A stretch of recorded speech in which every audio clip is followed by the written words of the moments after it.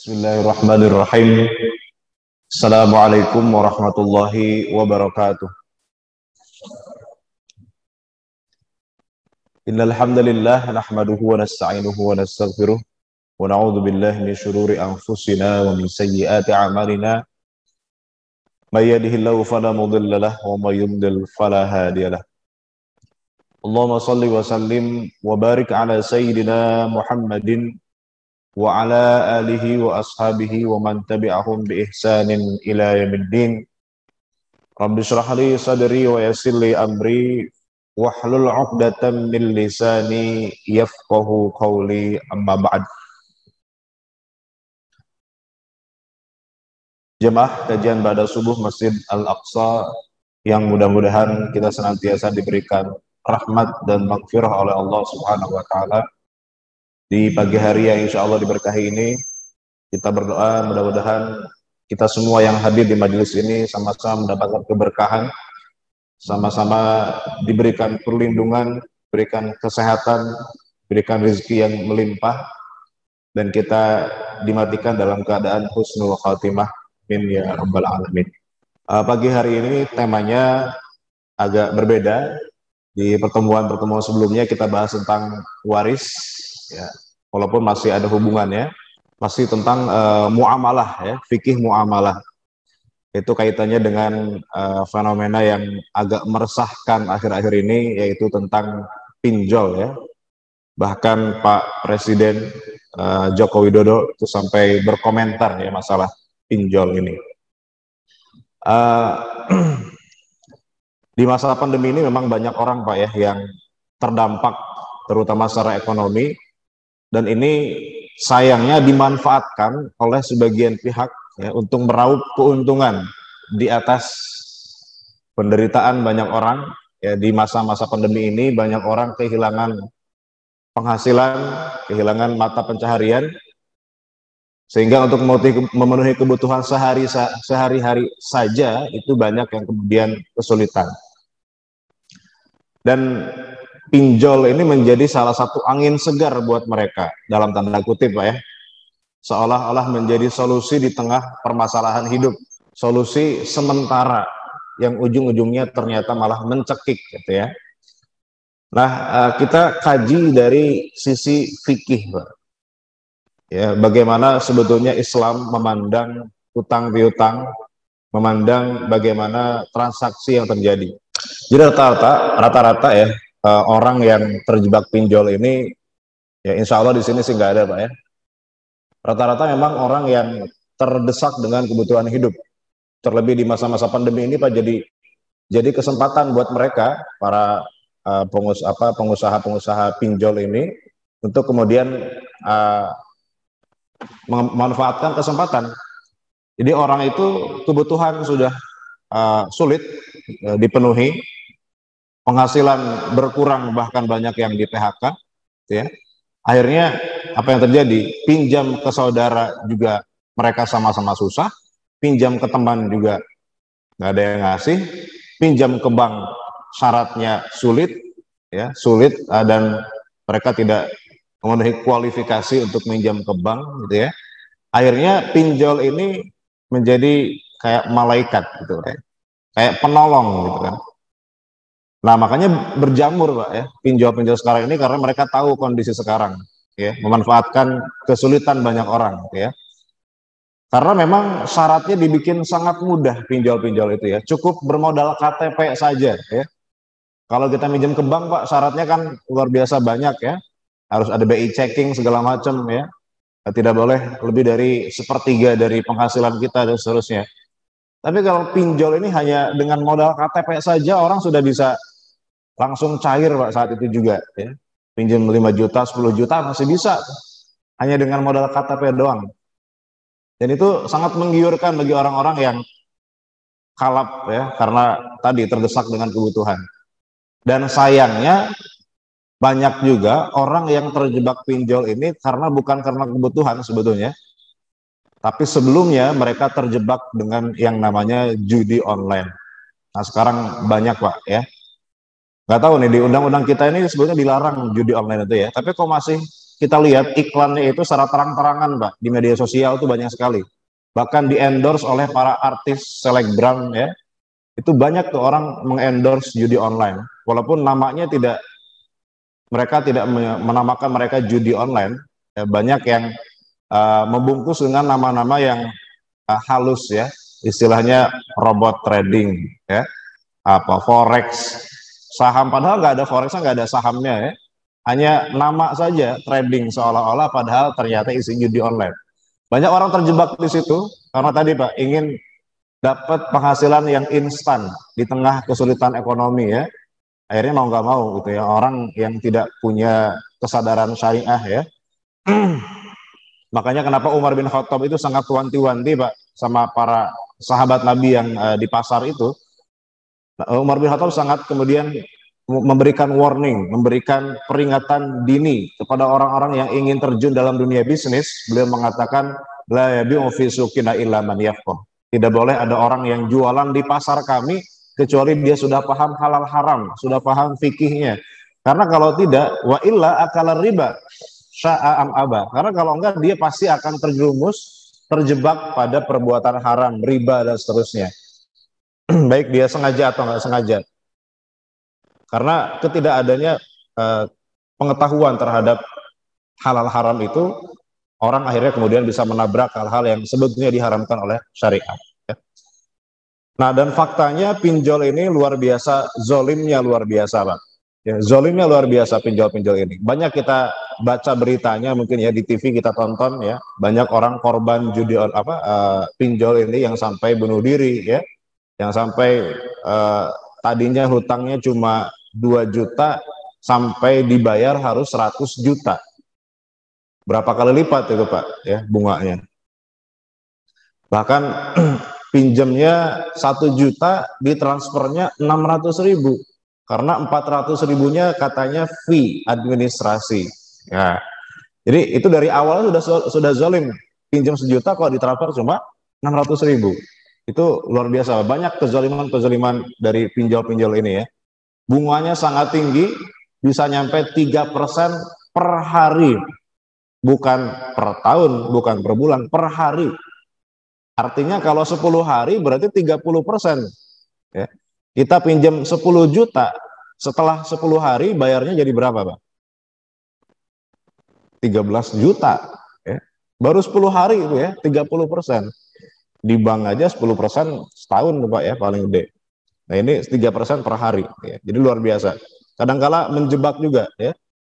Orang pinjam 3 juta karena ini dianggap prospek dari data-datanya, ditransfernya 5 juta, padahal dia minta cuma 3 juta. Nah biar nanti bunganya semakin tinggi, ya. Cara menagihnya belum lagi, ya. Cara menagihnya yang kasar, intimidatif, meneror, ya. Bahkan sekarang dengan kecanggihan teknologi, Pak, kita begitu install aplikasi pinjol ini di HP kita, ya. Bahkan ada orang yang hanya sekedar coba-coba saja sebetulnya. Dia nggak mau minjem, hanya pengen membuktikan ya bagaimana sebetulnya skema dari pinjol ini. Itu bisa kejebak. Hanya karena dia menginstal aplikasi gitu kan. Kemudian diizinkan ya kan ada akses-akses di situ. Dia bisa mengakses foto kita, dia bisa mengakses galeri kita ya, file-file kita, bahkan SMS, WhatsApp kita bisa dia bobol dengan aplikasi-aplikasi itu ya. Itu bisa dijadikan senjata, Pak. Dijadikan senjata buat ketika dia nagih, wah itu jadi diteror dengan mengancam misalnya nanti kalau nggak bayar, foto-foto kita akan disebar. Ya kalau kebetulan di HP kita ada foto-foto yang nggak boleh dilihat orang gitu ya, itu nanti disebarkan, ancamannya begitu luar biasa gitu ya. Nah ini kan menjadi perhatian banyak orang termasuk juga pemerintah gitu ya. Terkait dengan fenomena pinjaman online ini. Nah, tapi kita nggak bahas tentang bagaimana undang-undangnya, ya kita bahas dari sisi syariahnya. Ya. Bagaimana sebetulnya Islam memandang transaksi hutang piutang yang ideal, gitu ya. Bagaimana seharusnya berhutang dalam Islam. Ini banyak orang kemudian hancur hidupnya gara-gara hutang piutang. Banyak orang yang putus silaturahmi antara keluarganya dengan temannya gara-gara hutang piutang ya. Banyak orang yang gulung tikar dan seterusnya gara-gara hutang piutang.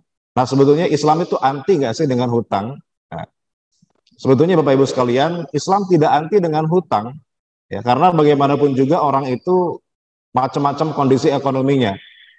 Kita yang mungkin cukup tidak mesti berhutang, tapi orang yang mungkin dia kekurangan, ya, tidak diberikan rezeki lebih oleh Allah Subhanahu wa taala, maka berhutang ini menjadi salah satu cara untuk bertahan hidup, ya, survival, ya, hutang ini. Dan bahkan Nabi Muhammad Shallallahu alaihi wasallam sendiri pun itu juga pernah berhutang beberapa kali kepada sahabat, bahkan kepada orang Yahudi. Jadi Islam tidak kemudian melarang yang namanya transaksi hutang piutang. Cuma masalahnya adalah bagaimana aturannya, bagaimana etikanya dalam berhutang ini. Baik bagi orang yang sebagai kreditur maupun debitur, orang yang menghutangkan maupun orang yang berhutang, itu dua-duanya ada panduan, pedoman, etika dan fikihnya di dalam Islam. Nah, jamaah sekalian, sebagai pengetahuan saja ya. Jadi dalam bahasa Arab itu ada dua istilah yang kalau kita terjemahkan ke dalam bahasa Indonesia itu sama-sama hutang, tapi pengertiannya berbeda dalam fikih ya. Ada yang disebut dengan qard, ada yang disebut dengan ariyah. Ada yang disebut dengan qard, ada yang disebut dengan ariyah. Apa itu qard? Apa itu ariyah? Kalau diterjemahkan ke dalam bahasa Indonesia secara harfiah itu artinya sama-sama hutang, pinjam. Tapi konsekuensi hukumnya bisa berbeda antara qard dengan ariyah. Pertama, qard ya. Qard itu apa? Qard itu dalam istilah fikih adalah tamliku ainin dibadalin gitu ya. Jadi meminjamkan sesuatu benda dengan syarat dibalikin ya, dikembalikan dengan benda yang senilai. Itu qard. Jadi qard itu kita meminjamkan barang yang habis pakai, itu namanya qard. Kita misalnya minjemin pinjem telur ya untuk dimakan, pinjem mie instan misalnya ya, pinjem makanan. Kan biasanya anak-anak kos itu suka meminjam masalah beginian, Pak, pinjam telur, pinjam dulu mie-nya dong, nanti saya ganti dengan mie yang lain. Nah, itu qard karena barangnya barang habis pakai. Karena yang kita gunakan adalah bendanya dihabiskan, kemudian diganti dengan benda yang lain yang senilai, itu qard ya. Ini nanti kaitan dengan riba, itu adalah qard ini. Karena hadisnya mengatakan kullu qardin jarra manfaatan fahuwa riba. Setiap hutang piutang yang dimaksud adalah hutang yang qard tadi, hutang yang dengan benda yang habis pakai. Maka jika ada persyaratan bunga, kelebihan dan seterusnya, itulah yang disebut dengan riba dalam kaidahnya. Tapi ada pinjaman yang jenis kedua. Ini tidak ada kaitan dengan riba sebetulnya. Yaitu disebut dengan ariyah. Nah, apa itu ariyah? Orang banyak yang tidak memahami kedua istilah ini sehingga dianggap sama. Nah, ariyah itu apa? Ariyah itu kita pinjam benda yang tidak habis pakai. Yang kita ambil cuma hak gunanya saja. Contoh pinjam motor. Pinjam motor kan kembali motor yang sama, Pak. Nggak mungkin kita pinjam motor bebek kembali motor Vespa misalnya, motor Ninja, kan nggak mungkin gitu ya.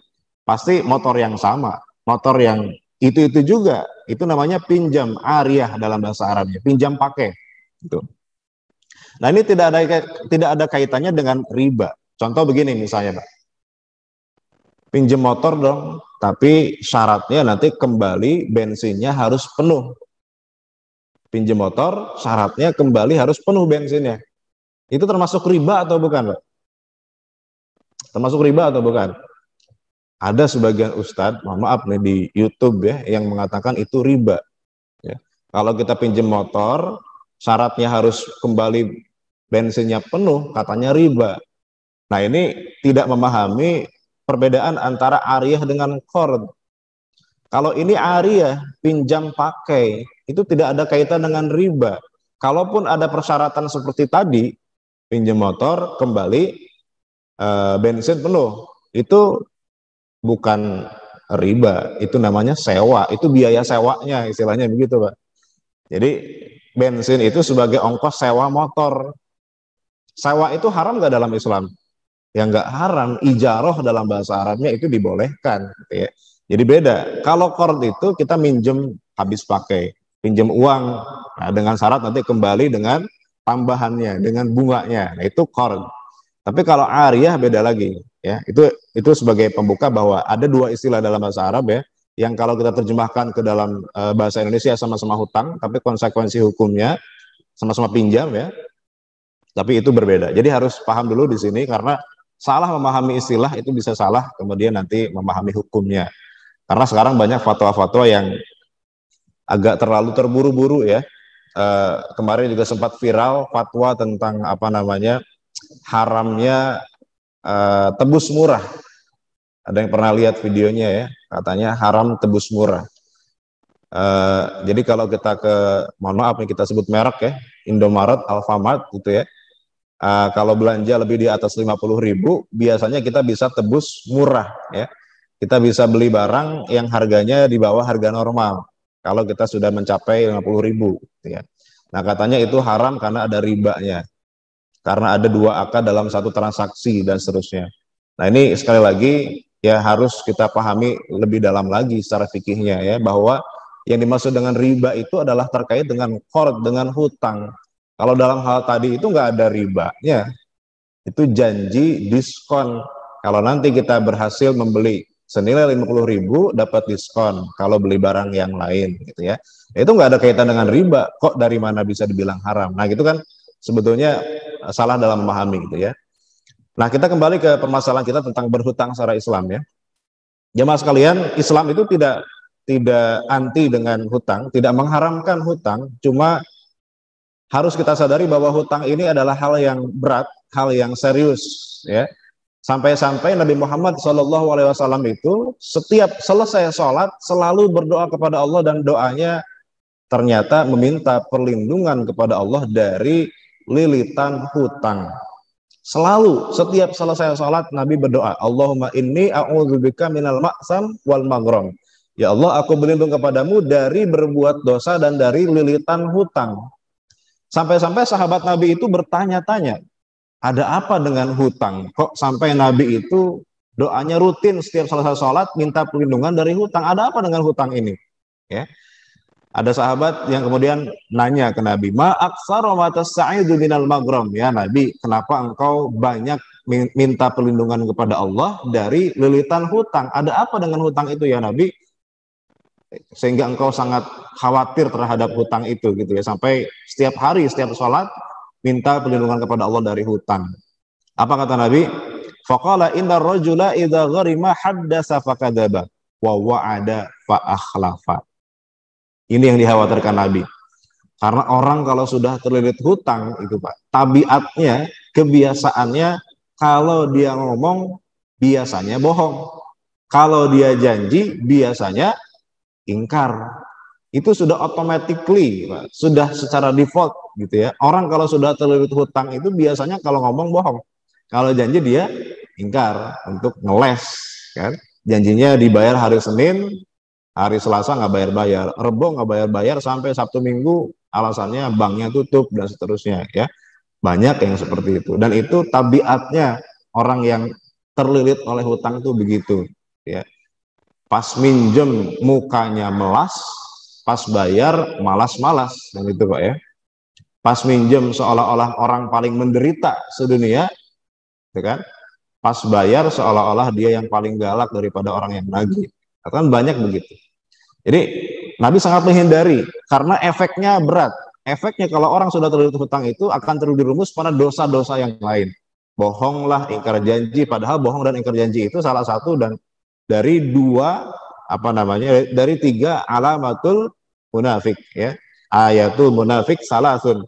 Ciri-ciri orang munafik diantaranya ada dua, ada tiga ya. Kalau bohong dia, kalau ngomong dia berbohong, kalau janji dia ingkari. Nah itu dikhawatirkan oleh Nabi Muhammad SAW ya, dari namanya hutang. Nah belum lagi nanti kalau kita lihat hadis yang lain ini yang agak ngeri-ngeri sedap ya. Kita lihat bagaimana kisah di masa Nabi, ada seorang sahabat yang meninggal dunia. Ketika Nabi dimintai untuk menyolatkan jenazah tersebut, Nabi sampai menolak. Ada apa gerangan? Ternyata sahabat itu pernah meninggalkan hutang 2 dinar saja, dan itu tidak terbayarkan sampai dia meninggal. Sehingga Nabi ketika tahu itu nggak mau menyolatkan. Kenapa? Padahal cuma 2 dinar. 2 dinar itu Pak, kalau kita konversi ke rupiah ya, kan 1 dinar itu 4,25 gram emas. Kalau sekarang misalnya 1 gramnya 1 juta, ya berarti kan 4.250.000 kali 2 berarti 8.500.000. Hutangnya nggak sampai 10 juta. Ya. Tapi ketika meninggal nggak terbayarkan, itu Nabi sampai menolak menyolati jenazahnya. Kenapa? Karena ternyata bukan karena sekedar tidak bayar hutang. Sebetulnya ketika dihidup dia punya uang, mampu untuk bayar hutang, tapi tidak mau bayar. Menunda-nunda sampai akhirnya dia meninggal, hartanya habis. Nggak ada yang ditinggalkan untuk bayar hutang. Ya. Nah itulah yang dikhawatirkan. Sampai Nabi tidak mau menyolatkan jenazah tersebut. Akhirnya ada sahabat Nabi namanya Abu Qatadah. Kata Abu Qatadah, yang Nabi, ya udah saya bayarkan aja Nabi, biar 2 dinar itu saya bayarkan, gitu ya. Kemudian Nabi akhirnya berkenan menyolatkan jenazah tersebut, lalu mengatakan al-ana barodat alaihi jilduhu. Sekarang kulitnya sudah dingin. Sekarang kulitnya sudah dingin. Artinya apa? Berarti sebelum itu, ketika dia di alam kubur, sebelum hutangnya terlunasi, berarti dingin apa panas, Pak? Panas. Artinya apa? Disiksa dia dalam kubur. Naudzubillah min dzalik. Itu yang dikhawatirkan, bahwa hutang itu Pak dibawa sampai mati. Makanya sebetulnya Islam tidak melarang untuk berhutang, cuma pikirkan, pertimbangkan, ya jangan kita mempermudah diri untuk berhutang, apalagi lewat pinjol-pinjol yang zolim-zolim itu Pak. Itu efeknya nanti jadi efek domino ya, banyak mudaratnya gitu ya. Nah, Nabi sendiri Pak, untuk menghindari resiko dari hutang ini gitu ya, Nabi mengajarkan kepada kita sebetulnya ya gimana cara menghindari resiko hutang. Nabi juga pernah berhutang ya. Pernah berhutang bahkan kepada seorang Yahudi. Hutangnya bukan untuk modal usaha, bukan Pak. Hutangnya buat menyambung hidup. Ya, Nabi sampai saking susahnya itu sampai berhutang untuk membeli makanan ke seorang Yahudi. Nah, tapi Nabi bagaimana cara memanage risiko, mitigasi risikonya supaya hutang ini tidak kemudian dibawa sampai mati. Ya, maka Nabi memberikan jaminan, memberikan gadai, yaitu apa? Baju besi. Jadi Nabi menggadaikan baju besinya untuk apa? Jaga-jaga. Ketika nanti Nabi ternyata sudah meninggal, hutang belum terbayarkan, baju besi itu jadi jaminan untuk kemudian menutupi hutangnya. Sehingga ketika meninggal nggak dibawa mati. Ya. Nah, makanya di bank itu kan harus ada jaminan, Pak. Gitu ya. Itu sebetulnya sebagai selain untuk kemaslahatan orang yang menghutangkan supaya kita nggak kabur gitu ya, itu juga kemaslahatan buat orang yang berhutang supaya ketika mati itu dia terbebas dari tuntutan hutang karena sudah ada jaminannya gitu ya. Itu mitigasi, itu namanya rohan, itu namanya gadai yang itu dicontohkan Nabi Muhammad SAW secara langsung ya untuk memitigasi risiko adanya tanggung jawab hutang setelah kita meninggal. Nah itu ada namanya gadai itu Pak ya. Nah belum lagi nanti kalau kita lihat hadis Nabi yang lain, Nabi mengatakan nafsul mu'mini mu'allaqatun bidainihi hatta yuqda anhu. Ini juga jadi penghalang, Mbak. Hutang itu bisa jadi penghalang orang masuk surga ya. Jiwa seorang mukmin ya diikat, digantung dengan hutangnya sampai dilunasi. Artinya mungkin saja kita ini harusnya masuk surga, Pak ya. Ada orang yang ibadahnya tekun, ya tiap malam tahajud, Senin Kemis tidak lewat, dia berpuasa, setiap tahun dia umroh, ya. Tapi ketika seharusnya sudah selangkah lagi dia masuk surga, ternyata ada hutang yang belum terbayarkan. Nah itu bisa jadi dia menjadi penghalang, ya, dipending masuk surganya karena ada hutang yang belum terbayarkan. Mu'allaqatun, Pak, mu'allaqatun digantung. Jadi harusnya orang itu sudah masuk surga, ini digantung Pak, karena ternyata ada hutang. Di screening oleh malaikat nanti di hari kiamat, kamu sih soleh ya, gak pernah nyakitin orang, berbakti sama orang tua, ya kan? Bahkan dia syahid gitu ya. Tapi ternyata ada hutang yang kemudian belum terbayarkan, itu bisa dipending dulu masuk surganya. Nah, itu kan saking luar biasanya masalah hutang ini, jadi jangan kita sampai sepelekan ya.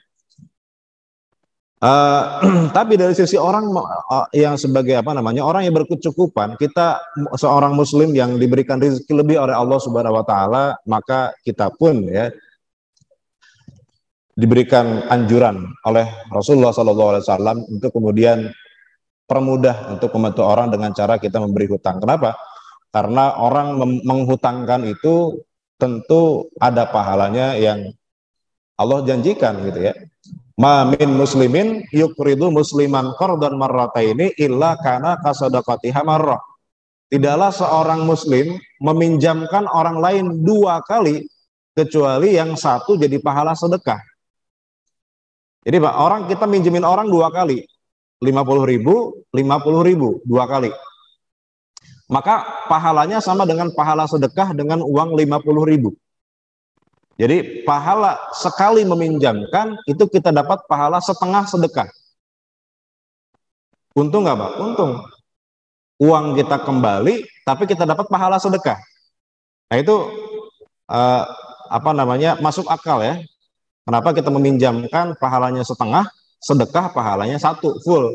Ya karena sedekah itu kita ngasihnya kan ikhlas Pak, nggak perlu kembali lagi. Tapi kalau ngutangin itu kan ada kewajiban kita mengembalikan. Makanya pahalanya setengah pahala sedekah, tapi tetap dapat pahala. Ya. Nah ini salah satu hadis riwayat Ibnu Majah. Bahkan dalam hadis yang lain ini terkait dengan peristiwa Isra Mi'raj yang pernah dijalani Rasulullah SAW. Dalam rentetan peristiwa Isra Mi'raj itu Nabi pernah diajak jalan-jalan ke surga. Nah, di salah satu pintu surga itu Nabi melihat ada satu tulisan di pintu surga, itu tulisannya agak dirasa aneh sama Nabi ya. Kok ini tulisannya bunyinya lain nih. Ya, apa tulisannya? As-shadaqatu bi asyri amsalihha wal qardu bi samaniyata asyar. Sedekah itu 10 kali lipat pahalanya, meminjamkan 18 kali lipat. Kok bisa menghutangkan pahalanya lebih besar daripada sedekah? Padahal tadi kita katakan dalam hadis yang sebelumnya, pahala meminjamkan itu setengah dari pahala sedekah. Kok bisa ini lebih banyak gitu ya? Apa ini malaikat salah nulis apa gimana gitu kan? Nabi heran. Sampai langsung klarifikasi kepada malaikat Jibril. Langsung nanya, "Ya Jibril, ma balul qardi afdalu minas shadaqah?" Wahai Jibril, kenapa kok menghutangkan itu lebih banyak pahalanya daripada sedekah? Kemudian Jibril mengatakan, li anna sa'il yas'alu wa 'indah wal mustaqrid la yastaqrid illa min hajah. Karena orang yang minta sedekah biasanya sebetulnya dia punya, cuma karena mental pengemis aja gitu ya, dia minta-minta. Padahal sebetulnya kalau mau kerja dia bisa kerja, kalau mau usaha dia bisa usaha, cuma memang mental pengemis, dia minta-minta. Padahal dia sebetulnya dia punya. Ya. Tapi kalau orang sudah minjam, sudah memutuskan untuk berhutang, itu biasanya berhutangnya karena kebutuhan. Kayak orang yang minjem di pinjol tadi, itu biasanya kebanyakan karena kebutuhan, terdesak dengan kebutuhan. Ya. Daripada dia meningkatkan penghasilan, itu kan susah Pak ya, apalagi di masa pandemi ini boro-boro ningkatin penghasilan Pak. Penghasilan yang ada aja hilang gitu ya. Akhirnya cara insannya adalah dengan cara minjem ke pinjol-pinjol itu, minjem ke saudara susah, minjem ke teman gak ada yang ngasih, minjem ke bank syaratnya sulit. Akhirnya ya minjem ke pinjol gitu ya. Nah, dan orang itu sama malaikat Jibril diakui bahwa orang yang minjem berhutang biasanya dia berhutang dalam keadaan butuh. Makanya kalau orang ketika dia memberikan pinjaman kepada orang yang benar membutuhkan gitu ya, daripada dia ngasih ke pengemis yang sebetulnya dia adalah orang kaya, punya uang, bahkan banyak itu komunitas pengemis yang di kampungnya itu mereka orang kaya, Pak. Rumahnya rumah gedung, rumah mewah, bahkan ada kolam renangnya, bayangkan Pak. Kalah kita Pak ya, sama pengemis-pengemis di Jakarta yang di lampu merah itu. Mereka di kampungnya kaya raya. Nah itu pahalanya lebih besar meminjamkan, menghutangkan kepada orang yang benar-benar butuh tadi. Ya. Makanya sebetulnya kalau kita ini ya sama-sama punya jiwa dermawan yang tinggi semuanya ya, kita mengamalkan hadis ini gitu ya, pinjol-pinjol itu nggak bakalan ada, nggak bakalan laku Pak. Karena orang-orang kaya mereka mau meminjamkan kemudian memberikan bantuan ya, karena sadar bahwa orang yang meminjamkan tadi itu bisa lebih besar pahalanya daripada sedekah ketika yang dia pinjamkan itu memang orang-orang yang benar-benar membutuhkan ya. Makanya nggak heran kalau pahala meminjamkan bisa lebih besar daripada pahala sedekah ya. Dan tentu dalam hadis yang lain disebutkan man nafasa an mu'minin kurbatan min kurabid dunya nafasallahu anhu kurbatan min kurabi yaumil qiyamah. Ini harus kita yakini Pak ya. Orang yang menyelesaikan kesulitan seorang mukmin di dunia, Allah akan selesaikan kesulitan dia di dunia dan di akhirat. Itu janji Allah Pak. Kita harus yakini ya. Kalau kita meringankan beban orang lain di dunia, niscaya Allah akan meringankan beban kita di dunia maupun di akhirat. Ya. Jadi kalau kita lagi banyak masalah, ya, kok hidup susah terus, gitu ya. Barangkali kita itu juga jarang bantu orang. Barangkali kita jarang meringankan beban orang lain. Karena janji Allah kalau orang suka meringankan beban orang lain, gitu ya, itu sudah pasti, Pak. Allah akan bantu dia. Kalau ada kesusahan, Allah yang bantu. Gitu. Jadi salah satu cara meringankan beban orang lain ya kita memberikan pinjaman hutang kepada orang yang memang benar-benar butuh, gitu ya. Nah, ini yang harus kita pahami sebagai orang yang meminjamkan ya, bahwa Islam mengajarkan dalam Al-Quran wa in kana dzu usratin fanadhiratun ila maisarah. Ini sangat bertentangan dengan praktek pinjol yang ada sekarang ya. Kalau orang itu memang benar-benar nggak mampu, kesulitan bayar, apa yang kita lakukan? Bukan dikenakan bunga setinggi-tingginya, dikasih punishment, penalti dan seterusnya, seperti yang dilakukan pinjol-pinjol ini, telat sehari aja bisa 3% bunganya. Ya. Nah, Islam malah mengajarkan justru kalau ada orang kesulitan itu jangan ditagih, kasih waktu longgar, kasih waktu tambahan, tapi hutangnya jangan ditambah. Ya. Misalnya janjinya bulan depan mau bayar, ternyata dia kena PHK, ternyata kena musibah, nggak bisa bayar, ya sudah nggak apa-apa minggu depan aja atau bulan depan aja, tapi hutangnya nggak nambah, tetap 1 juta ya dibayar 1 juta juga. Fanadhiratun ila maisarah. Tunggu sampai dia mampu. Ya, jangan paksa-paksa bayar.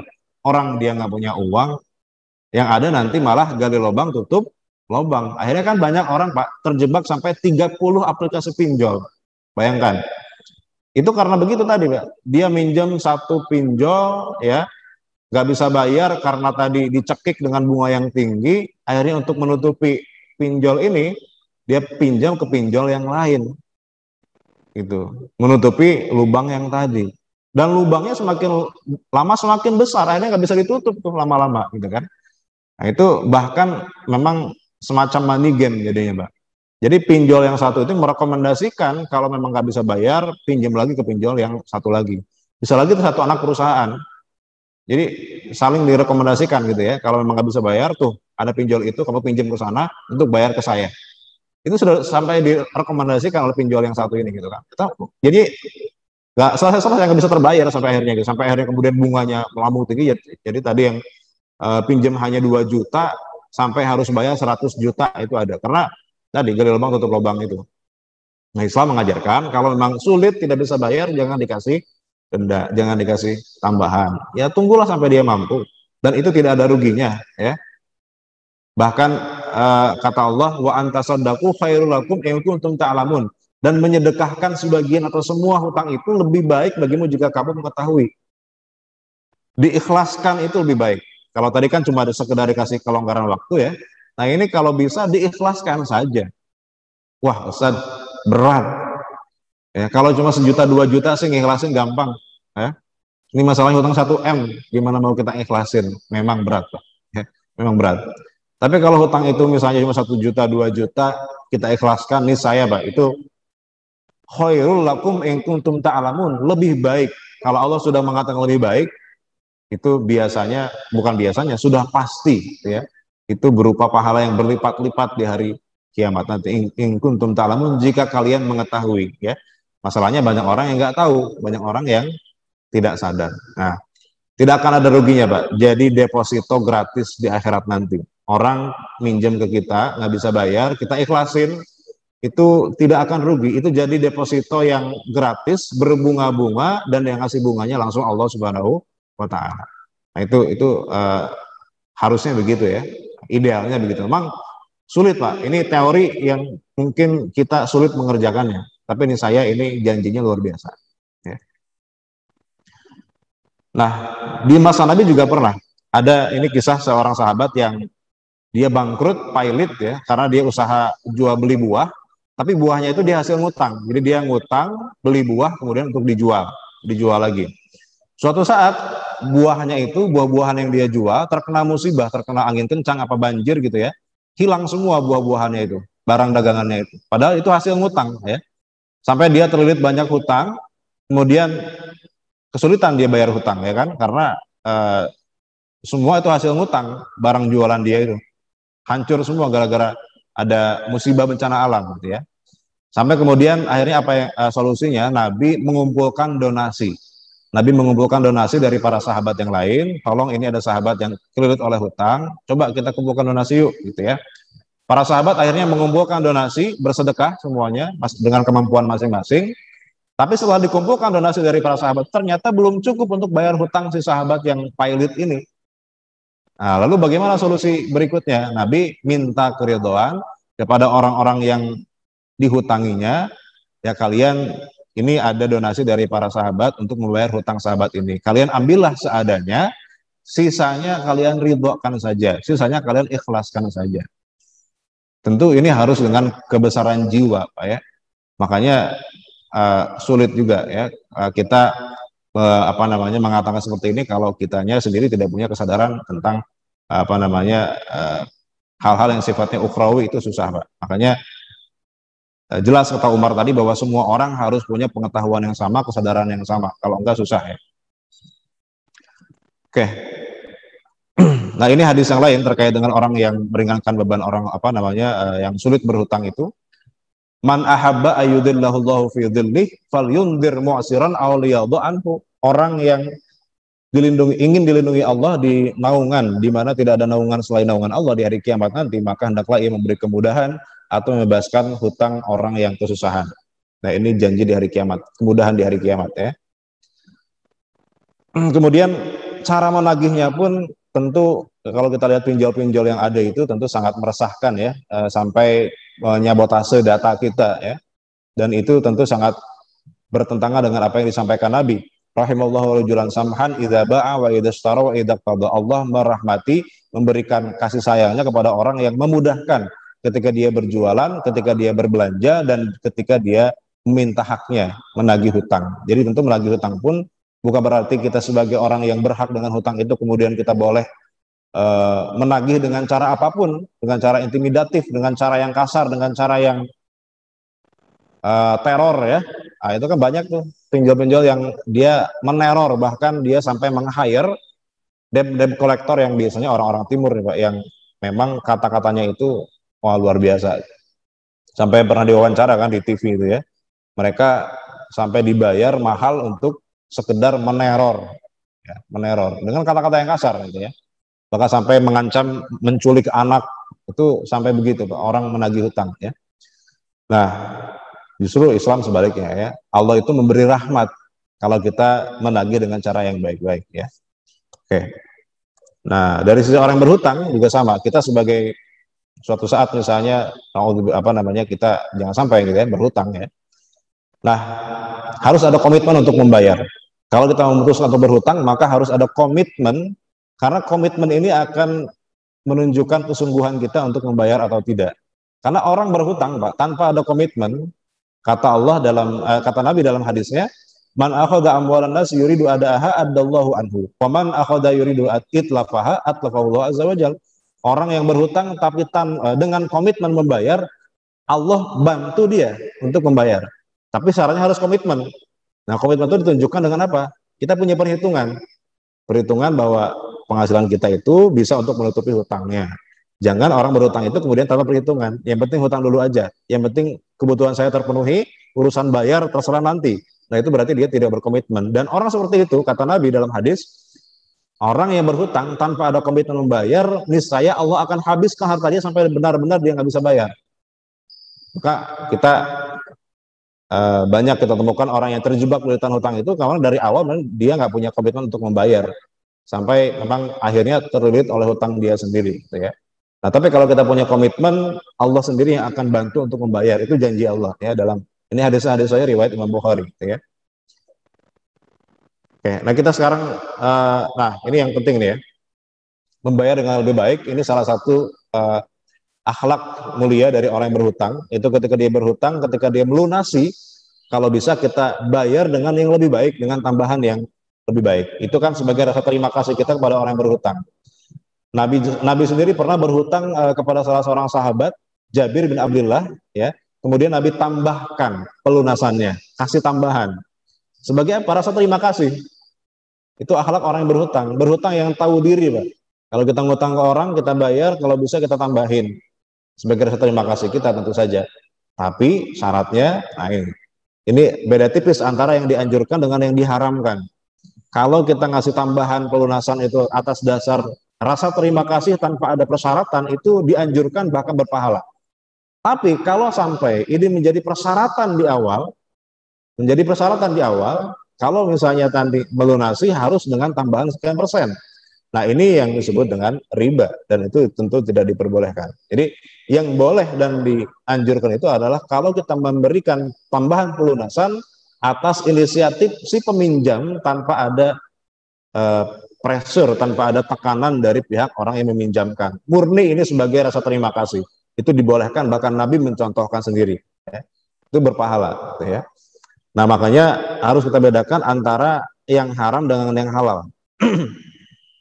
Kalau tambahan atas pinjaman itu disyaratkan, ya, maka semua ulama sepakat bahwa itu hal yang diharamkan. Wa kullu qardin syurita fihi ay yazidahu fa huwa haramun bi ghairi khilaf.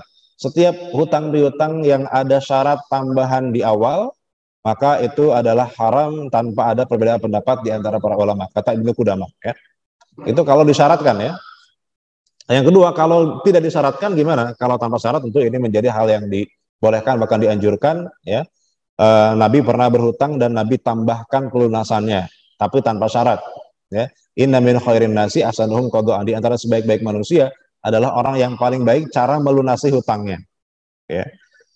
Kemudian yang ketiga, bagaimana kalau misalnya kita punya hutang, kemudian di tengah-tengah itu kita kemudian ngasih hadiah ke orang yang menghutangi kita, boleh atau tidak? Misalnya kita punya hutang ke Bapak B, ya, kemudian hutang kita belum lunas. Ketika Bapak B ini ulang tahun, kita kasih kado, kita kasih hadiah. Apakah ini termasuk riba yang diharamkan? Nah, ini para ulama nanti memberikan dua kondisi, ya. Kalau misalnya hadiah itu terkait dengan hutangnya, supaya nggak ditagih, ya, supaya dikasih kelonggaran waktu, kemudian dikasih hadiah, maka itu tidak boleh. Hadiah yang ribawi, gitu ya. Tapi kalau hadiah itu tidak ada kaitan dengan hutang, memang sebelum berhutang pun dia sudah biasa ngasih hadiah. Kalau ulang tahun dikasih hadiah, kalau lebaran ngasih angpau, itu nggak ada masalah, itu bukan riba, ya. Jadi yang sepakat haram ulama itu adalah kalau kelebihan hutang itu disyaratkan di awal sebagai buah kesepakatan, gitu ya. Baik, ini sebetulnya insya Allah di sini sih nggak ada yang terdampak pinjol, Pak. Mudah-mudahan jangan sampai, gitu ya. Tapi minimal kita tahu bagaimana Islam memandang hutang piutang yang seharusnya dan sebetulnya, gitu ya. Supaya kita itu masalah hutang piutang ini bukan hanya masalah duniawi, tapi juga masalah ukhrawi. Yang kalau kita bisa mengambil manfaat dari hutang itu bisa berpahala sebetulnya, ya. Baik bagi orang yang menghutangkan maupun bagi orang yang berhutang. Itu bisa dua-duanya dapat pahala atau sebaliknya dapat dosa dua-duanya. Ya. Itu yang kita hindari sebetulnya. Nah, saya kira mungkin sebagai materi penyampaian itu mungkin yang bisa kita sampaikan. Sebelum kita tutup, mungkin ada yang ingin ya, silakan, Pak. Terkait dengan jual beli mata uang, Pak, ya, money changer, tukar uang. Kalau kaidahnya begini, Pak, hutang itu seharusnya apa yang kita lunasi itu kan sama dengan apa yang kita pinjam. Kan kaidah dasarnya begitu, ya. Pinjam 1.000.000, bayar 1.000.000. Nah, tapi kalau terkait dengan money changer beda lagi. Ini bukan hutang sebetulnya. Ini kita jual beli, ya. Kita jual beli uang. Tukar uang kan, pagi tadi kita misalnya beli dolar, harganya masih sekian gitu ya, ternyata di sore hari kita tukar lagi, ternyata kok berkurang. Ya. Nah, itu sebetulnya konsekuensi dari sistem mata uang kita yang ada sekarang, karena beda dengan mata uang di zaman Nabi yang sifatnya itu stabil seperti emas dan perak, ya. Namanya perak, emas itu kan uang yang punya nilai intrinsik, Pak, ya, yang mana dia itu nilainya melekat pada fisiknya. Dan uang yang intrinsik itu disebut dengan an-nuqud al-khalqiyah, uang asli istilahnya. Nah, uang yang kita gunakan sekarang ini uang palsu sebenarnya, Pak. Uang-uangan. Kenapa? Kertas doang, ada nilainya karena ada pengakuan dari suatu otoritas. Andaikan tidak ada pengakuan, ya tidak ada nilainya uang kita itu. Makanya ada inflasi, makanya rentan dengan namanya fluktuasi harga, inflasi namanya. Nah, termasuk dengan kurs mata uang kita, ya, rupiah dengan dolar bisa bergerak dengan liar dalam beberapa periode gitu, ya. Nah, itu memang karena konsekuensi dari sistem mata uang kita gitu ya.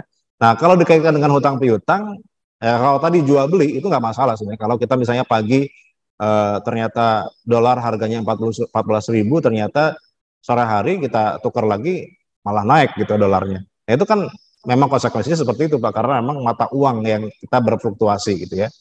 Nah, cuma kalau kaitkan dengan hutang, kalau kita kaitkan dengan hutang, ini agak jadi masalah. Misalnya begini, kita hutangnya 10 tahun yang lalu nih, kita hutang 35 juta, ya. Kemudian 10 tahun kemudian kita bayar, uang itu sudah berubah jauh nilainya. Nilai tukarnya sudah berubah jauh, sudah turun, sudah terkena inflasi. Nah, yang seperti ini bagaimana cara bayarnya? Apa kita bayar 35 juta lagi? Rugi orang yang ngasih hutang gitu ya. Rugi orang yang ngasih hutang. Kenapa? Karena itu sudah kena inflasi dan nilai tukarnya turun. Nah, maka para ulama, sebagian ulama kontemporer mengatakan begini, ya sebagai solusi, karena ini sudah menjadi hal yang tidak bisa dihindari, masalah inflasi ini karena sudah terkait dengan sistem mata uang yang kita gunakan di dunia ya. Maka kalau terjadi kerugian karena ada inflasi, sebetulnya si pemberi pinjaman ini boleh gitu ya, sebagai ulama, tapi ya ini khilafi ya. Sebagai ulama mengatakan boleh dia uh, mengacu kepada nilai barang lain yang lebih stabil. Misalnya mengacu pada nilai emas. 35 juta 10 tahun yang lalu itu berapa gram emas? Senilai dengan berapa gram emas? Misalnya 35 gram misalnya. Ya sudah, berarti hari ini dibayar dengan senilai 35 gram, saat ini berapa? Kan sudah naik pasti ya. Nah, segitulah uang yang harus kita bayarkan. Ini sebagai ulama mengatakan boleh demikian. Ini bukan riba. Kenapa? Bedanya dengan riba apa? Kalau riba itu adanya tambahan pelunasan itu sudah disyaratkan nominalnya di awal. Nanti kalau bayar, pokoknya bayar 30% dari hutang, dari pokok hutangnya. Itu jelas ada nominal yang disebutkan, ya 30% dari jumlah pokok hutang. Itu nggak boleh para ulama mengatakan. Tapi kalau terkait dengan inflasi ini, itu kan bukan disyaratkan di awal. Ada tambahan itu karena faktanya memang ada inflasi, merugikan bagi orang yang ngasih hutang. Maka di akhir pembayaran dihitung berapa tingkat inflasinya dengan cara apa? Mengacu pada nilai tadi yang stabil, emas misalnya gitu ya. Nah, dinilai dengan emas itu masih sebagian membolehkan. Gitu. Walaupun ya, ulama lain mengatakan nggak boleh, tetap riba itu namanya. Tapi itu khilafiyah ya. Bedanya dengan riba tadi, kalau ini bukan riba, ini ganti rugi karena inflasi. Beda dengan riba yang sifatnya itu dia dari awal sudah disyaratkan, dari awal sudah disebutkan nilainya berapa yang harus jadi bunganya itu. Tapi kalau inflasi itu ganti rugi, karena ada inflasi baru kemudian ada tambahannya. Tapi kalau tidak ada inflasi ya tidak ada tambahan, kira-kira begitu. Yang membedakan antara tambahan karena inflasi dengan riba. Walaupun ini khilafiyah ya, masih ulama beda pendapat. Begitu Pak, mungkin mudah-mudahan bisa sedikit menjawab, mungkin masih belum puas, tapi kita nanti bisa ngobrol lagi Pak ya. Nah, ada lagi silakan Pak. Ya, hutang ke bank meninggal belum terbayar, begini. Kalau hutang ke bank biasanya kan ada syarat harus ada jaminan biasanya Pak ya. Misalnya hutang untuk beli rumah misalnya gitu ya. Nah itu rumahnya jadi jaminan biasanya. Kalau nanti orang itu meninggal, hutang belum terbayarkan, maka rumah ini akan atau ada asuransi. Nah biasanya ada asuransi. Kalau ada asuransi itu biasanya rumah ini jadi dianggap lunas biasanya. Nah kalau dianggap lunas berarti nggak ada masalah, nggak ada tanggungan lagi ya. Yang jadi masalah adalah kalau dia berhutang, tidak ada jaminan, tidak ada harta warisan yang bisa dipakai untuk membayar. Nah ini yang tadi dikatakan tertahan Pak, tertahan dari kiamat. Orang berhutang tidak pakai jaminan, tidak ada yang ditinggalkan. Nah itu bisa tertahan orang itu. Meskipun dia soleh, meskipun dia banyak ibadahnya, apalagi kalau sampai dia sebetulnya semasa hidupnya dia punya banyak uang tapi sengaja menunda-nunda. Itu yang tadi kita katakan Nabi sendiri sampai menolak menyolati jenazah tersebut. Tapi kalau biasanya kalau ke bank itu tadi Pak, biasanya ada jaminan, biasanya ada kolateralnya, ada barang yang dijadikan jaminan. Nah kalau meninggal itu jadikan aset untuk menutupi hutangnya. Itu sebenarnya sudah hilang tanggung jawab dia Pak. Dia meninggal dengan tenang, misalnya begitu Pak ya. Nah makanya itu pentingnya kita ngasih jaminan ke orang yang ngasih hutang kepada kita, supaya ketika meninggal itu kita aman. Kenapa? Karena hutang kita tertutupi dengan jaminan itu. Ya, syukur-syukur kalau kita meninggalkan warisan yang banyak untuk menutupi hutang, itu nggak ada masalah. Ya, jadi masalah kalau memang tidak ada yang tinggalkan itu tadi, Pak. Nah, termasuk juga orang yang berhutang atas nama perusahaan, siapa yang menggunakan? Ya, itulah siapa yang menanggung, kan harusnya begitu, Pak. Gitu ya. Ketika orang itu meninggal, ya dan tidak terbayarkan, ya pertama ahli waris dia wajib membayarkan dari peninggalan yang dia tinggalkan. Jadi jangan sampai dibagi waris dulu padahal hutang almarhum belum terlunasi, gitu ya. Itu salah. Dilunasi dulu. Kalau tidak ada gimana? Ya berarti ini menjadi tanggungan tadi yang bisa dia tertahan di hari kiamat, gitu. Maka ahli warisnya kalau dia soleh, anak yang berbakti, pasti dia akan membayarkan hutang itu untuk almarhum, walaupun bukan sebuah kewajiban. Gitu. Jadi makanya Pak, ketika berhutang itu pastikan kita punya jaminan. Itu yang diajarkan Nabi. Nabi itu berhutang kepada orang Yahudi pernah, tapi Nabi ngasih jaminan berupa tadi baju besi. Ketika Nabi meninggal, bahkan hutang itu belum terlunasi, ya baju besi itu jadi jaminan, ditahan oleh orang Yahudi sebagai jaminan. Maka Nabi terbebas dari yang namanya hutang karena sudah ada jaminannya, gitu. Itu Pak, cara memitigasi resiko akhirat terkait hutang itu ya, kalau kita berhutang kalau bisa ada jaminan, ada rohan istilahnya, ada gadai. Saya kira itu Pak ya. Ada lagi? Ya, ada dua pertanyaan. Yang pertama terkait dengan kita berhutang kepada orang lain, tapi orang itu keburu meninggal dan kita nggak tahu di mana keluarganya, di mana ahli warisnya, gitu ya. Gimana cara kita bayarnya? Pertama tentu kalau ada ahli waris yang kita tahu, kita bayar kepada ahli warisnya Pak, keluarga yang jadi ahli warisnya. Nah ini masalahnya kita nggak tahu nih, ya alamatnya di mana, keluarganya siapa, kita pernah berhutang dan orangnya sudah meninggal, lalu bagaimana cara bayarnya? Gini, kita hutang yang kita punya di dunia itu kalau sampai dibawa meninggal, itu kan nanti bayarnya di akhirat. Nah bayarnya di akhirat dengan apa kita kira-kira Pak? Di akhirat nggak ada uang rupiah, apa nggak ada ATM di akhirat nanti? Nggak bisa kita bayar dengan uang. Bayarnya pakai apa? Pakai pahala. Ya, kita punya amal nih Pak, sholat kan ada pahalanya. Nah itulah yang akan dipakai untuk membayar hutang kita kalau ada hutang yang belum terbayarkan. Nah makanya bagaimana cara bayar hutang yang tadi orang yang sudah meninggal? Kita simpan pahala yang nanti akan kita gunakan untuk membayar di akhirat. Gimana caranya? Kita sedekahkan senilai hutang yang kita punya kepada orang tersebut.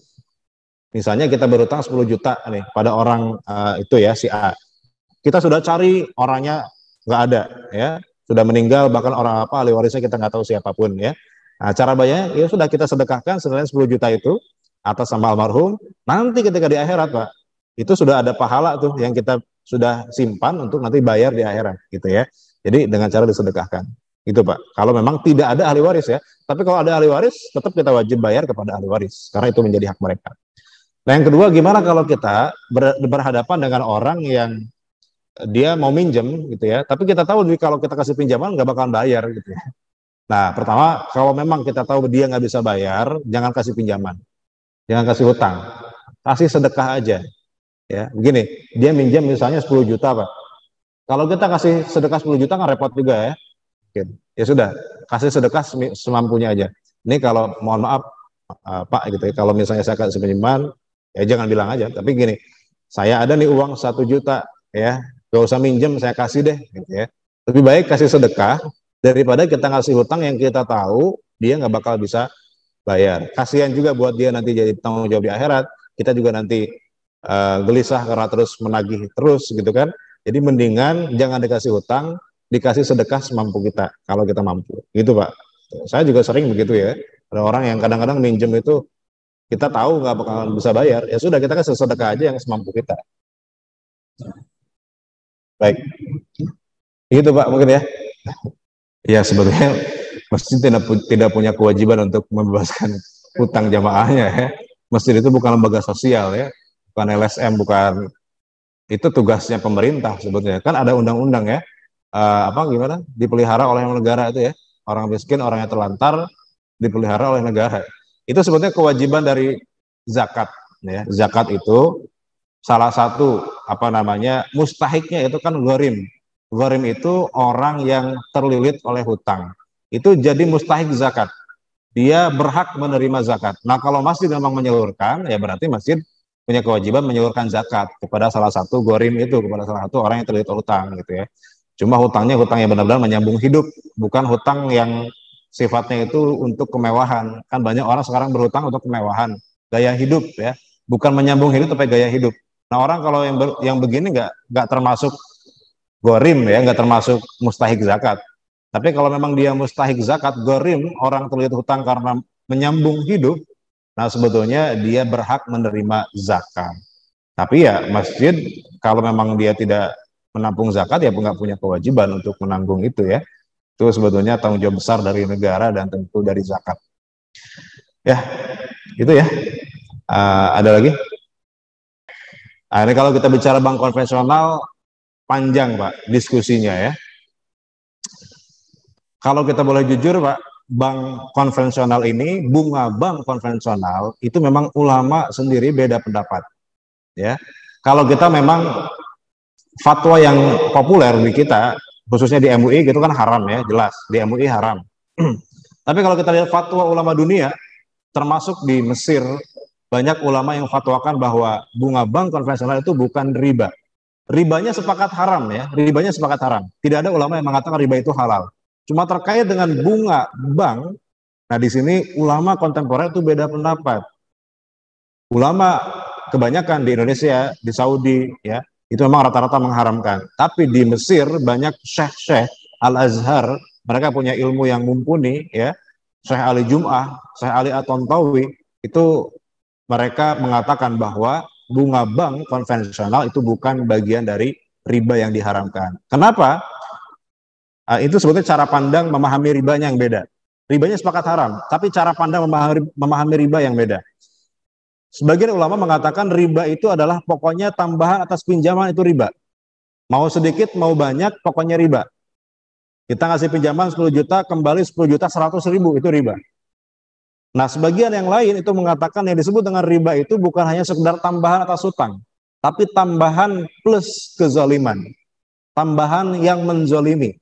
Ya, bunga yang menzolimi. Artinya kalau bunga tidak menzolimi, ada undang-undang yang mengatur, otoritas yang mengawasi, bunganya disesuaikan ya, tidak kemudian seenaknya seperti pinjol tadi ya. Kemudian orang yang berhak meminjam juga adalah orang-orang yang terkualifikasi, dia di screening terlebih dahulu kelayakannya, layak atau tidak dia berhutang. Nah, maka yang seperti ini menurut Syekh Ali Jum'ah bukan bagian dari hutang yang sifatnya ribawi, tapi dia termasuk mudharabah, bagi hasil ya. Bagi hasil dengan sistem bagi keuntungan yang sudah advance, tidak lagi berdasarkan persentase dari keuntungan tapi sudah berupa bunga tadi ya, ada suku bunga. Nah, ini sebagian ijtihad ulama. Jadi begini, dalam masalah ke bank konvensional kita katakan ya ulama khilafiyah, beda pendapat. Nah, sebagian yang mengharamkan itu kemudian membuat solusinya apa? Solusinya dengan membuat bank syariah. Di Indonesia mulai 92 berdiri Bank Muamalat, bank syariah pertama di Indonesia. Tadinya MUI itu mengeluarkan fatwa bunga bank itu halal ya. Tahun 80-an keluar fatwa MUI bahwa bunga bank itu bukan riba, halal. Tapi setelah ada bank syariah tahun 92 kemudian diralat fatwanya yang tadinya halal menjadi haram. Kenapa? Karena sekarang sudah ada bank syariah. Pindahlah ke bank syariah, gitu kira-kira. Nah, cuma bedanya apa? Bedanya di akadnya gitu ya. Bedanya di akadnya. Sama-sama nyari keuntungan tapi akadnya beda. Kalau di bank konvensional akadnya adalah pinjaman berbunga. Kalau di bank syariah tidak boleh ada istilah pinjaman berbunga. Harus dengan akad jual beli, kalau tidak dengan akad bagi hasil. Kalau tidak dengan dua itu maka bukan bank syariah namanya. Kalau masih sama-sama meminjamkan dengan bunga, namanya bukan bank syariah. Bank syariah itu hanya boleh bertindak dengan akad jual beli atau bagi hasil. Nah, kalau kita masih menganggap bahwa ada bunga di bank syariah, berarti bukan bank syariah. Karena bank syariah tidak boleh ada bunga, tidak boleh ada pinjaman berbunga. Harusnya dengan akad apa? Jual beli. Nah, cuma memang dalam prakteknya ya masih dianggap sama. Namanya jual beli, tapi kok jual belinya kok seolah-olah hanya kedok saja. Nah, itu kan pandangan sebagian kita wajar ya untuk mengkritisi bank syariah. Karena faktanya memang tidak semua bank syariah itu patuh dengan fatwa dari Dewan Syariah Nasional. Nah, itu wajar. Tapi minimal sudah ada label syariahnya. Walaupun prakteknya mungkin kita katakan ya ada persamaan dengan bank konvensional. Tapi minimal ya kita bisa tagih keberpihakan kepada umat Islam karena dia sudah memakai nama syariah ketimbang dengan bank konvensional gitu ya. Jadi terkait bank ini diskusinya panjang. Saya sudah menulis satu artikel tentang bank syariah, bank konvensional ya. bisa nanti mungkin di download ya, ada link yang bisa kasih ke pengurus ya. Ada lagi ya. Kebetulan saya memiliki ibu dan adik-adik kandung yang sering berhutang riba termasuk pinjol. Hutang bukan untuk hal penting. 10 tahun terakhir suami saya sudah membayar hutang ibu dan adik kandung saya total sekitar 500 juta. Masya Allah. Saya sendiri ibu rumah tangga tidak bekerja. Sejauh apa saya harus membayar hutang ibu dan adik-adik kandung saya? Selain membayar hutang, setiap bulan suami saya rutin memenuhi kebutuhan hidup ibu dan ayah saya sekitar 10 juta tiap bulan. Walau suami ikhlas, tapi saya kasihan sama suami saya. Mohon nasihatnya saya dan suami mesti bagaimana Ustaz? Nah tentu begini ya, kita itu sekedar wajib memberi nafkah dengan ukuran kemampuan kita masing-masing. Memang kita wajib menafkahi keluarga kita. Memang kita punya kewajiban menafkahi orang tua kita. Hanya saja nafkah itu juga diukur dengan kemampuan masing-masing, ya. Tidak, jangan sampai kemudian memaksakan, apalagi hal-hal yang sifatnya hutang, apalagi hutangnya ke pinjol ya. Bahkan begini ya, kalau kita bicara pinjol ya, kemarin kan Pak Mahfud MD sudah bilang tuh ya, kalau ada orang terjebak pinjol nggak usah bayar katanya gitu ya. Itu gimana tuh? Memang boleh apa enggak tuh kita nggak bayar gitu ya? Itu memang ada tuh. Apakah memang benar-benar nanti di sama polisi nggak? Kalau dipolisikan nggak wajib bayar apa gimana gitu ya? Tapi ada tafsiran yang lain, katanya maksud Pak Mahfud MD itu bukan berarti 100% kita nggak boleh bayar. Kita cukup bayar pokok hutangnya saja, sisanya nggak usah bayar, bunganya nggak usah bayar gitu. Kalau pinjolnya pinjol ilegal. Nah kalau sudah dapat seperti itu memang seharusnya begitu. Kalau hutang yang sifatnya ribawi itu ya yang wajib kita bayar cuma pokoknya aja sebetulnya ya. Apalagi di sini sudah disahkan oleh pemerintah bahwa ya udah bayar apa namanya pokoknya aja gitu. Jadi kita ya ikut membantu sebisanya kita aja. Kita sebagai anak berbakti pada orang tua ya wajib, tapi seukuran kemampuan kita. Ya semua dengan kadar kemampuannya. Ya, ya yang penting kita terus berdoa kepada Allah ya supaya kita dimampukan gitu ya. Karena kalau kita sudah mempunyai tekad, kekuatan, keikhlasan, Allah itu pasti akan bantu. Itu aja. Jadi cukup kita punya kewajiban menafkahi semampu kita. Fal yakul bil ma'ruf, ada lagi fal yunfik bil ma'ruf ya. Dalam Al-Qur'an disebutkan bil ma'ruf ya. Dengan sewajarnya, dengan sepatutnya, dengan sesuai kadar kemampuan. Itu dalam Al-Qur'an disebutkan bil ma'ruf. Jadi apa namanya? Insya Allah sisanya kita tidak dipertanggungjawabkan di akhirat nanti ya, gitu. Ya, ya, ini terkait dengan mata uang ya. Sebetulnya Islam tidak punya aturan yang baku terkait apa mata uang yang harus dipakai oleh seorang Muslim ya. Buktinya apa? Dinar dirham itu di masa Nabi itu bukan produk Muslim, bukan produk Islam, bukan produk bangsa Arab bahkan. Dinar itu diambil dari Romawi, makanya dari kata denarius ya.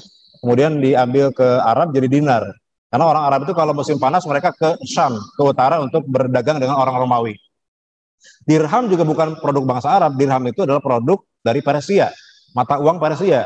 Ketika musim dingin, orang Quraisy itu pergi ke selatan, ke Yaman, yang mana waktu itu adalah orang Persia di situ, mata uangnya dirham. Ketika pulang ke Mekah, ke Arab gitu ya, nah, mereka mengambil dirham sebagai mata uang yang dipakai oleh orang Arab. Jadi diadopsi dari peradaban sekitar, dinar dirham itu sendiri ya. Jadi sebetulnya Islam sangat akomodatif dengan mata uang yang apa namanya yang ada, yang berlaku ya.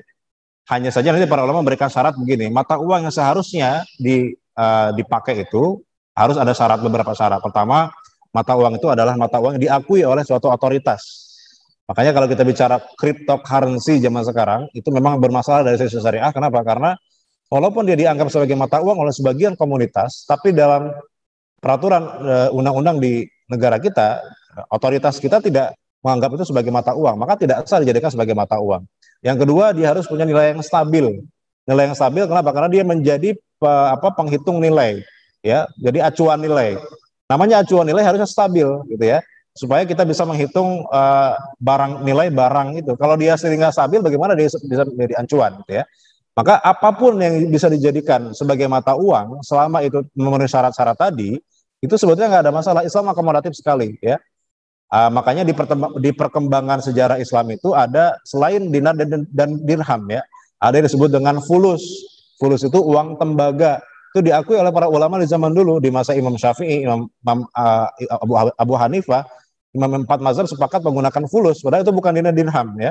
Jadi nggak ada masalah sebetulnya kita menggunakan uang selain dinar dirham selama itu tadi memenuhi syarat-syarat tadi itu ya. Nah, terkait dengan konspirasi dan segala macam, nah itu di luar kajian kita. Itu nanti kita bahas di luar aja sambil nongkrong ya, sambil ngobrol ringan-ringan aja ya. Karena itu teori-teori banyak liar berkembang seperti itu ya. Yang penting sebetulnya prinsipnya Islam tidak memberikan ketentuan yang baku, ya silakan dengan apapun ya, asalkan memenuhi syarat-syarat tadi gitu ya. Jadi nggak harus kita sekarang dengan dinar dirham ya, nggak wajib, asalkan mata uangnya memenuhi syarat tadi nggak ada masalah. Baik, itu kita tentang secara fikih ya. Oke. Jika dana ZIS dipinjam oleh jamaah, bagaimana hukum fikihnya? Dan jika jamaah yang pinjam dana tersebut tidak bisa membayar, siapa yang bertanggung jawab? Nah gini, zakat ya, kita bicara zakat. Zakat itu ada peruntukannya. Boleh nggak kita kasih pinjaman, dijadikan dana pinjaman? Boleh nggak Pak? Nggak boleh. Zakat itu hanya hanya boleh dibagi habis. Dibagi habis pun hanya kepada 8 asnaf saja, 8 golongan saja. Ya. Nah ini ada sebagian kesalahan kita menggunakan dana zakat untuk dikasih pinjaman, diinvestasikan. Padahal zakat itu bukan buat diinvestasikan, bukan buat dipinjamkan. Dana zakat itu udah milik para mustahik yang harus dibagi habis. Nah kan kita sering mengatakan begini, harusnya kita kasih kailnya, jangan kasih ikannya, biar mereka bisa mandiri gitu ya. Nah itu bisa kita bilang begitu, tapi bukan pada zakat. Itu berlaku pada wakaf. Kalau wakaf iya Pak, kita kasih kailnya bukan ikannya. Tapi kalau zakat justru yang kita kasih ikannya, jangan kailnya. Zakat itu tidak boleh kita pergunakan di luar ketentuan zakat. Tidak boleh keluar dari 8 asnaf tadi, apalagi dipinjamkan. Yang ada risiko nanti macet gitu ya, itu nggak boleh. Karena itu sudah menjadi haknya para mustahik ya. Kalau dari sedekah gimana? Nah, kalau dari sedekah itu tergantung dari keridhaan orang yang bersedekah. Orang yang bersedekah tadinya buat apa gitu ya. Nah, kalau memang buat masjid, keperluan masjid ya buat keperluan masjid sesuai dengan peruntukannya. Kalau buat operasional masjid ya buat operasional masjid gitu ya. Kalau buat sosial ya buat sosial. Ya, jadi tergantung kesepakatan dengan orang yang memberikan sedekah. Tapi kalau zakat itu tidak boleh ya, itu ketat ya. Zakat itu hanya boleh diberikan habis kepada 8 asnaf. Tidak boleh jadi dana pinjaman, tidak boleh dijadikan dana investasi, itu nggak boleh. Kalau wakaf justru tidak boleh lebih habis. Kalau wakaf itu justru kita pertahankan pokoknya, nah disedekahkan dari manfaatnya, itu wakaf. Oke, ada lagi ya masih di atasnya? Sudah ya, alhamdulillah. Pertanyaan sudah habis. Jadi terkait dengan hutang itu ternyata banyak juga pertanyaan ya. Saya kira kalau masalah pinjol, insya Allah sih nggak ada pertanyaan. Cuma ternyata banyak juga. Jadi mudah-mudahan ya sebagai penutup kita sama-sama diberikan taufik, kemampuan oleh Allah Subhanahu Wa Taala untuk bisa terbebas dari segala macam lilitan hutang. Kita meninggal dalam keadaan kita terbebas dari hutang. Amin ya rabbal alamin. Kita tutup dengan kafaratul majlis. Subhanakallahumma wa bihamdika asyhadu an la ilaha illa anta astaghfiruka wa atubu ilaik. Aku lakum wassalamualaikum warahmatullahi wabarakatuh.